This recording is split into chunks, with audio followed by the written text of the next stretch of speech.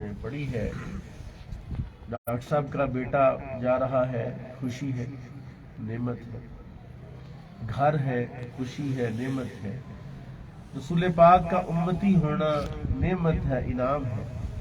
اگر آپ میرے ساتھ دیں تو ہم اس آیت پر جو میں نے پڑھی ہے اس کو سمجھنے کی کوشش کریں۔ اس سے بہترین عبادت کائنات میں کوئی نہیں، کیونکہ یہ رسول پاک صلی اللہ علیہ وسلم کی زندگی کا مقصد ہی تھا کہ قرآن لوگوں کو سمجھایا جائے۔ قرآن خود کہہ رہا ہے افلا یتدبرون القرآن، کیا تم قرآن میں تدبر نہیں کرتے؟ تو قرآن میں تدبر کرتے، آپ تھوڑا سا آگے نہیں آ جاتے؟ اے تین بندے جڑے نے سونے یہ آ جائے، کیونکہ قرآن کوشش کرنی ہم نے کہ یہ اب میری طرف دیکھنا، آپ نے ادھر ادھر نہیں دیکھنا۔ اس آیت کا جو مغز ہے وہ تو یہ ہے وَإِن تَعُدُّوا نِعْمَةَ اللَّهِ لَا تُحْصُوهَا، اللہ کہتا ہے اگر تم میری نعمتیں گننے لگو تو شمار نہیں کر سکتے۔ نعمتیں دو قسم کی ہیں، ایک وہ نعمتیں جو ہم نے مانگ کے لیے طلب کی ہیں، اور ایک وہ نعمتیں ہیں جو بغیر مطالبے کے ہمیں اللہ نے عطا فرما دی۔ سبحان اللہ۔ ایک بندہ کنویں میں گر گیا، وہ آواز رہا یا رجل یا رجل یا رجل، ہے کوئی بندہ، ہے کوئی بندہ۔ اب بندہ کنویں کے پاس گیا، اس نے کہا کی چاند پوچھنا پڑے گا۔ اس کا حال بتاتا ہے کہ وہ کیا مانگ رہا ہے، اس کی کیفیت بتا رہی ہے کہ مجھے باہر نکالو۔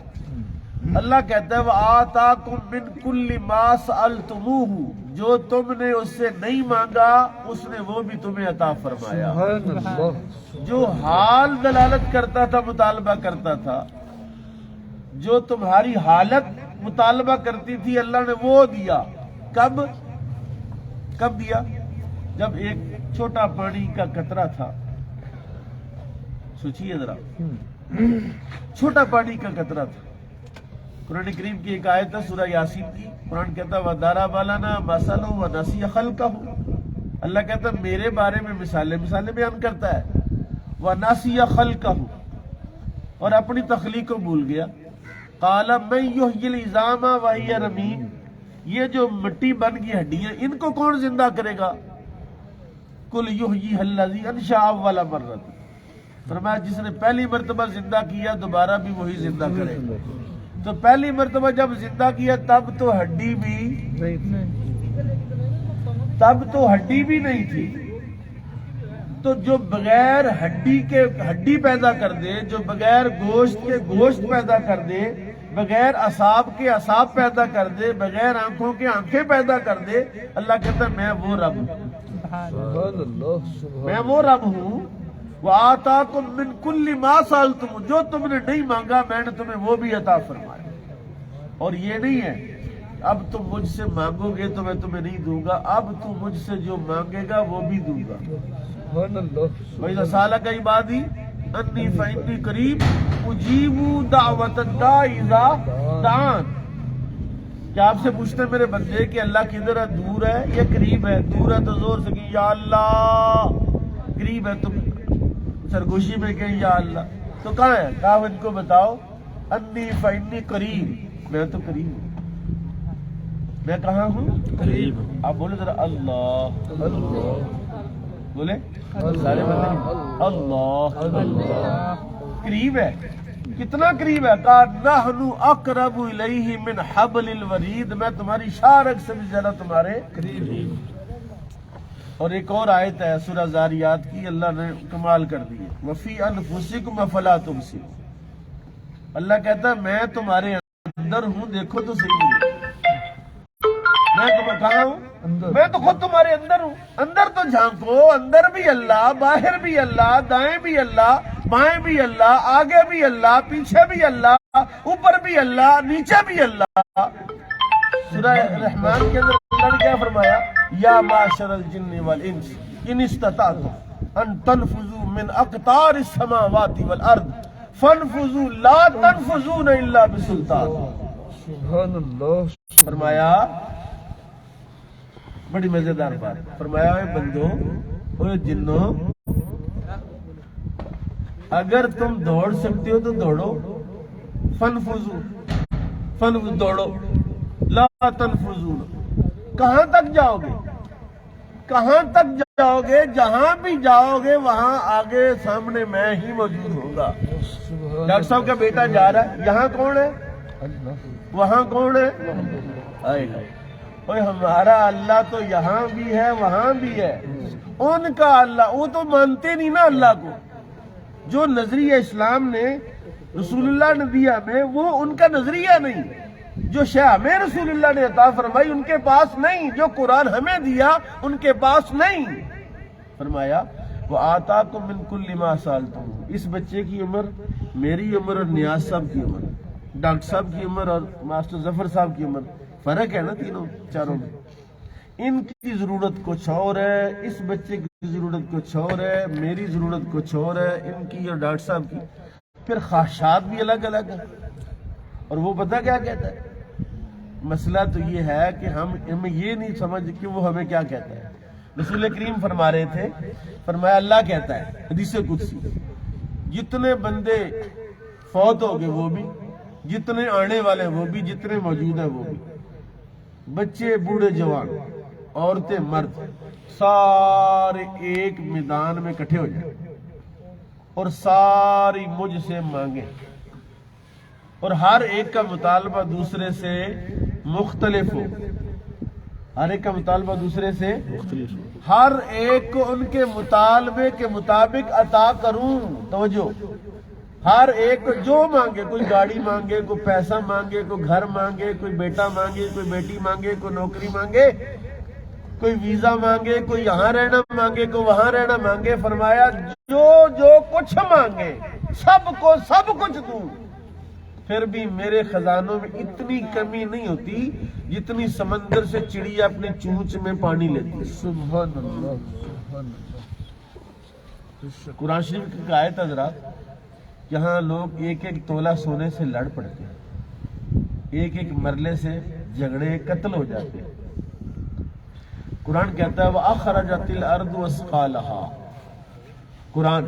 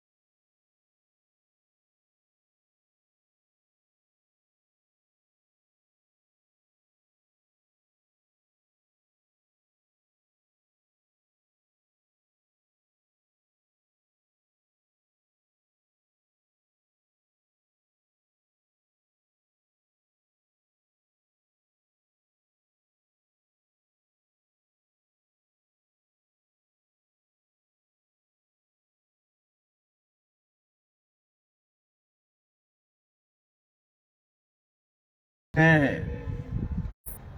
اپنے بھائیوں کو کہہ دیں, میں کہہ دوں, کوئی کہہ دے کہ یار میرا جڑا جن سارا ٹون ہے نا تہاڈا ہی ہویا, ٹینشن نہیں لینی. تو وہ تھوڑے سے ان کا یار ٹھیک ہو, کم بن گئے, سبزی کے لیے جاتے تھے, دیہڑی کے لیے جاتے تھے, ان تو ماشاءاللہ ادھر ہی آ گیا سب کچھ. اللہ نے فرمایا ہوئے تمہارا رزق میرے ذمے لازم ہے. کیوں کہ اسباب رزق تو اور ہے, تو میرے بندوں کو چاہیے کہ اسباب پر توجہ نہ کریں, مجھ پر توجہ کریں. اس لیے فرمایا اللہ رزقھا. اب سنیے ذرا واپس اسی جگہ پر آئیے جہاں میں آپ کو لے کے جانا چاہتا ہوں. سب سے بڑی دولت اللہ ہے. سب سے بڑی دولت کیا ہے؟ اللہ ہے. یہ دو کئی معنی اس کے بھی, یعنی اس اللہ کرنا بھی سب سے بڑی دولت ہے, اور اللہ کی معرفت بھی سب سے بڑی دولت ہے.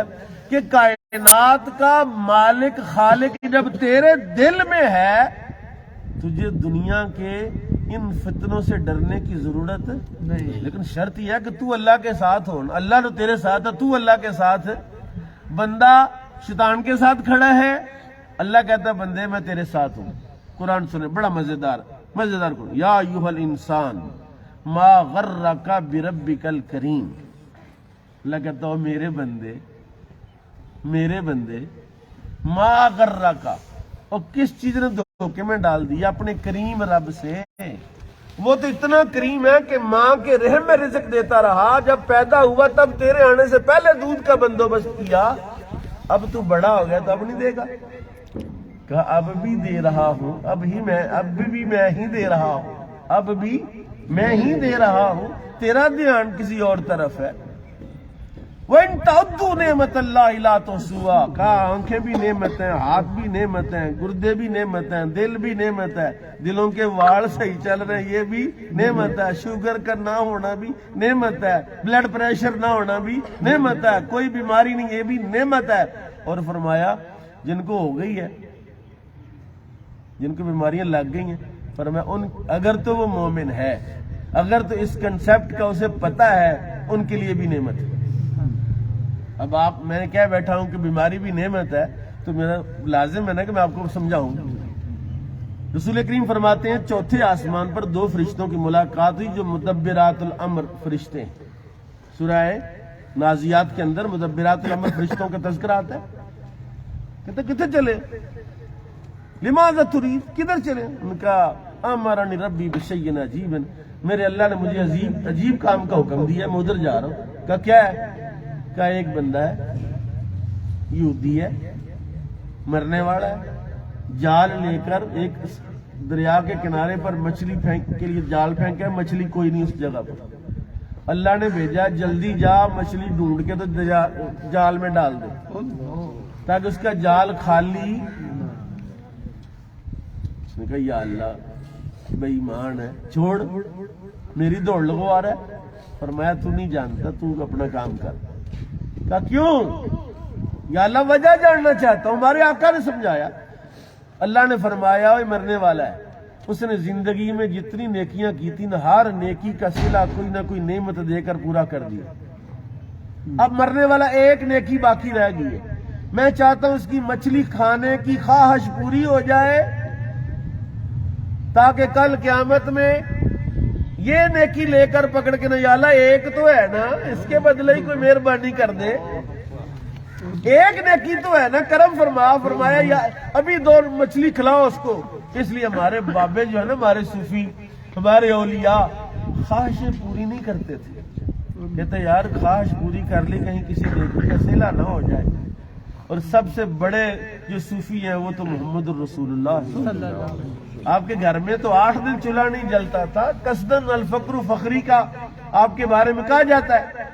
تو نبی کریم صلی اللہ علیہ وسلم نے بتایا کہ یہ جو خواہشات کی تکمیل ہے یہ بھی اللہ کی نعمتوں کا امتحان ہو سکتا ہے, معاوضہ ہے, الٹرنیٹ ہے. اور فرمایا دوسرے سے پوچھا تو کدھر چلے؟ اس نے کہا امرنی ربی بشیء, مجھے بھی اللہ نے عجیب کام کا حکم دیا. کہا کس بات کا؟ کہا اللہ کا ایک ولی ہے, کامل بندہ ہے, مومن ہے, صالح ہے, پرہیزگار ہے, مرنے والا ہے. دسترخوان لگا ہوا ہے، طرح طرح کے کھانے پڑے ہوئے ہیں، اور اس کو زیتون پسند ہے، اس نے زیتون اپنے ہاتھ میں پکڑ لیا ہے اور دوسرے ہاتھ سے نوالا توڑا ہے اور زیتون سے کھانے لگا ہے۔ اللہ نے فرمایا فرشتے بھاگ،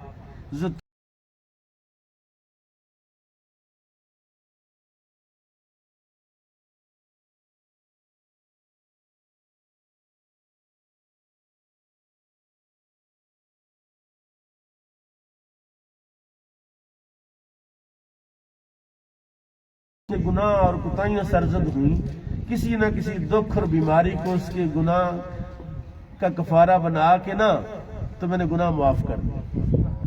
اب فوت ہونے والا بندہ میرا ہے، میں چاہتا ہوں اس حال میں آئے کہ کوئی گناہ اس کے کھاتے میں نہ ہو۔ بھاگ تو گرا، جب تو گرائے گا نا وہ برتن، وہ کہے گا مجھے فالج ہو گیا، اس کو ٹینشن لگے گی اور یہ ٹینشن اس کے گناہ کا کفارہ ہو جائے گی۔ تو مجھے بتائیے بیماری بھی اللہ کی رحمت ہوئی کہ نہ ہوئی؟ لیکن ہو مومن نا، جس کی نظر ہی ہر وقت جو ہے وہ ٹی وی پر ہو، جو صحت کی ٹپس بتانے والے پر اور صحت بتانے والے پر۔ اور حضرت عائشہ صدیقہ رضی اللہ تعالیٰ کہتی ہیں پہلے کوئی بندہ بیمار ہوتا تھا نا مرنے سے پہلے، میں کہتی پاپی یہ گناہگار ہے، سزا مل رہی ہے، روح نہیں نکل رہی، جان نہیں نکلی، مر رہا ہے، اب سزا مل رہی ہے۔ لیکن جب میں نے امام الانبیاء صلی اللہ علیہ وسلم کو دیکھا کہ حضور کا آخری وقت تھا، آپ کا سر انور میری گود میں تھا، رسول پاک کا درد، حضور کی تکلیف، حضور کا بخار میں نے دیکھا، تو میرا نظریہ بدل گیا کہ یہ آخری وقت کی سختیاں گناہوں کی وجہ سے نہیں ہوتی بلکہ اس کے فضل کی وجہ سے۔ اس لیے رسول اللہ نے اچانک موت سے پناہ مانگی، فرمایا وَإِن تَعُدُّوا نِعْمَتَ اللَّهِ لَا تُحْصُوهَا۔ بس اتنی بات کو اگر آپ سمجھ جائیں کہ وہ کچھ بھی اس نے دیا جو آپ نے مانگا ہی نہیں تھا، اور پھر آپ آج کل وہ کچھ مانگ رہے ہیں جو آپ کے لیے نقصان کا باعث ہے۔ کہتا بیٹا کہتا یا اللہ 1 to 5 ہی دے، میں نہیں منوں 1 to 5 ہی دے۔ مانگ ضرور مانگ، لیکن اس نے تو وہی دینا ہے نا جو اس کے علم میں تیرے لیے بہتر ہے۔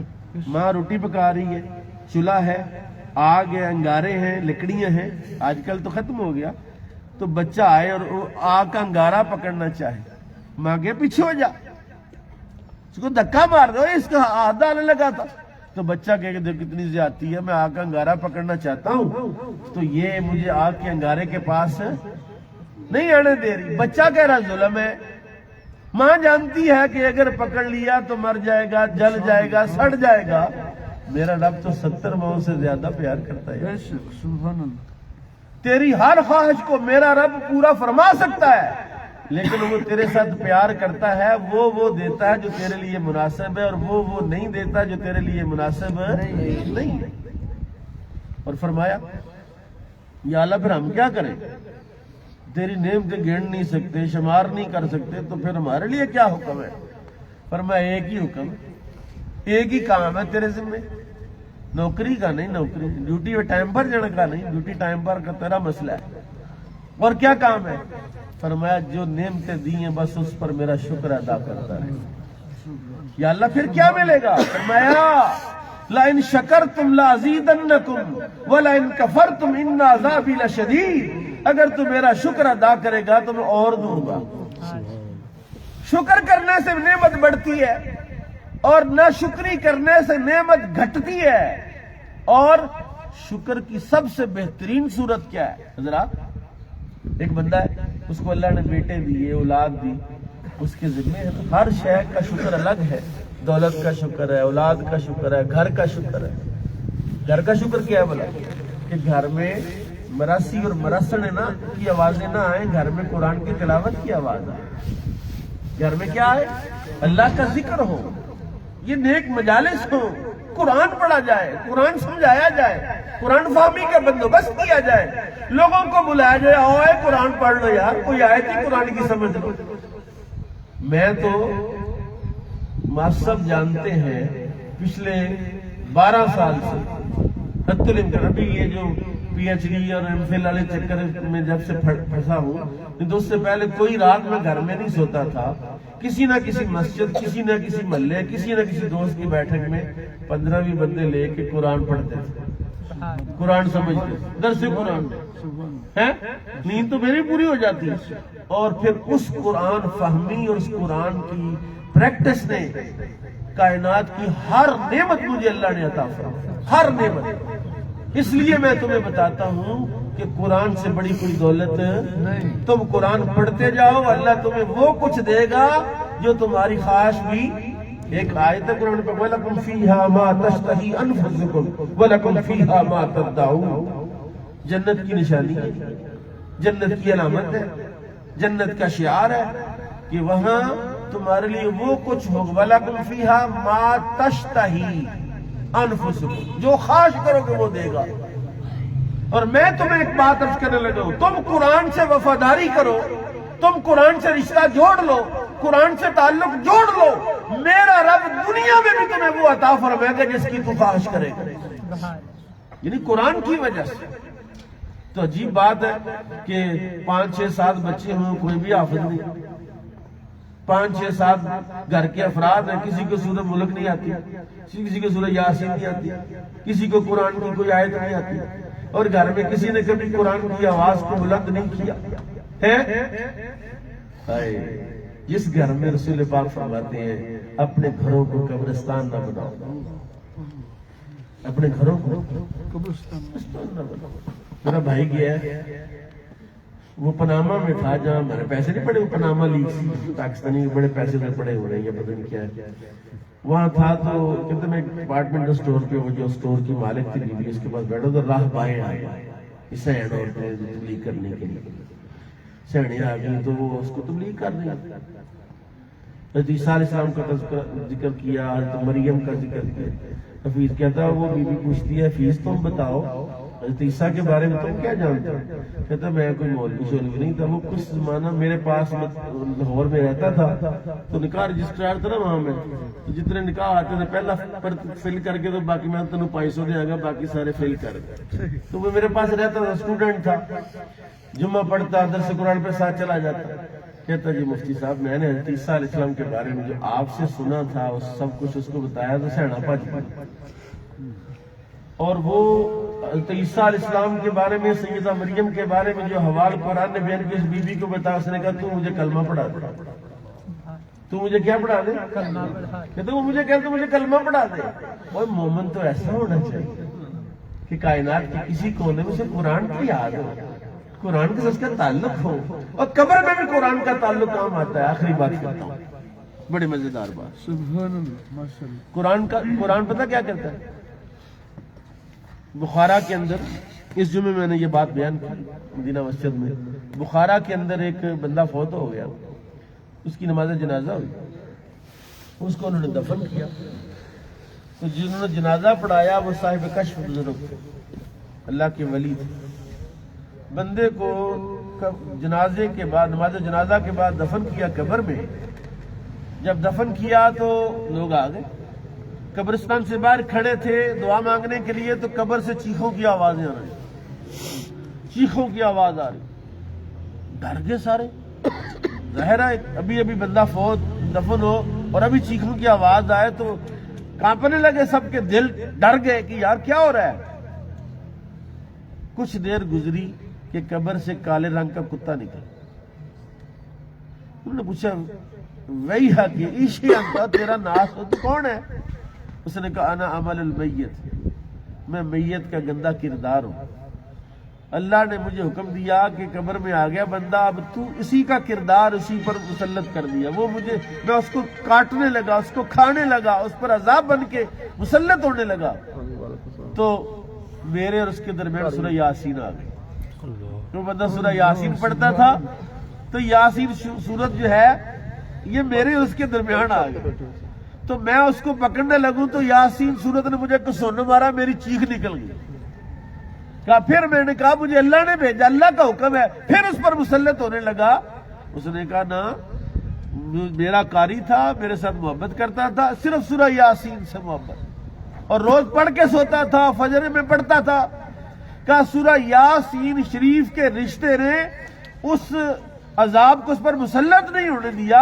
ان کو جب چیخیں تو مار رہا تھا، کہا چیخیں میری تھی، بالآخر سورہ یاسین کی برکت سے اللہ نے مجھے قبر سے نکلنے کا حکم دے دیا کہ نکل جا، میرے بندے کو سورہ یاسین کے حوالے کر۔ سبحان اللہ سبحان اللہ۔ بدور سافرہ فی حوال الاخرہ سیوطی کی کتاب ہے۔ سیوطی کی دو کتابیں، مرنے اور مرنے کے بعد کے علاوہ، ایک شرح صدور ہے، ایک ہے بدور سافرہ۔ بدور سافرہ میں، شرح صدور میں مرنے کے حالات، کیسے مرنا ہے، موت کے وقت کی کیفیات ہے، اور بدور سافرہ میں جب قبر میں دفن کر دیں اس کے بعد کے احوال، اس نے ساری روایات جمع کی۔ اس میں ایک روایت لکھتے ہیں، سیوطی فرماتے ہیں کہ ایک گورکن جو ہے وہ قبر نکال رہا، تو قبر نکالتے نکالتے ساتھ والی قبر کی ایک اینٹ گر گئی۔ اس نے دیکھا کہ سبز رنگ کی تیز لائٹ ہے اس کے اندر، اور ایک بندہ بیٹھ کے قرآن شریف کی تلاوت کر رہا ہے۔ سبحان اللہ۔ تلاوت کر رہا، جب اینٹ گری نا تو اس نے پیچھے مڑ کر، اس نے کہا قیامت آ گئی ہے؟ میں نے کہا نہیں۔ اس نے کہا میں بند کر، مجھے قرآن پڑھنے کا۔ اس کے بندے کے حوال نکالے، پوچھا کون تھا، کس کی قبر تھی، کیا تھا؟ کہ ساری زندگی دعا کرتا رہا، یا اللہ جس طرح دنیا میں قرآن پڑھنا مجھے پسند ہے، قبر میں بھی قرآن پڑھنے کی سعادت عطا فرما۔ تو قیامت تک قبر میں قرآن پڑھ رہا ہے۔ اور قرآن کی بھی ایک لذت ہے، جس طرح فیس بک کی لذت ہے نا آج کل سوشل میڈیا کی، قرآن کی بھی ایک لذت ہے، اور چس آئے تو پھر مزہ آئے گا، پھر فائدے ہوں گے۔ اللہ میں قرآن کی محبت نصیب فرمائے۔ میرا ڈاکٹر صاحب کا بیٹا جا رہا ہے، اللہ تعالیٰ قرآن کا ساتھ اسے نصیب فرمائے، اور اس کو جو ہے وہ برکتوں سے مالا مال فرمائے۔